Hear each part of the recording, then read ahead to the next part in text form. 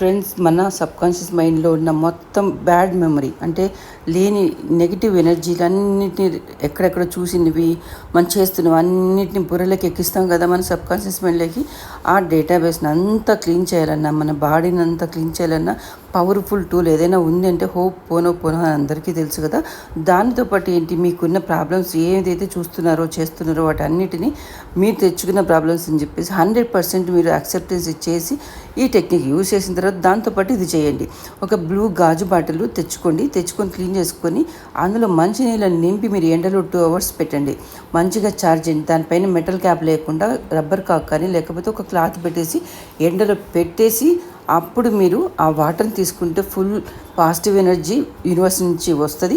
మీ మైండ్లో negative energy లేకుండా positive ఎనర్జీతో మీ థాట్స్ కానీ మీ హెల్త్ కానీ అంత బాగుంటుంది.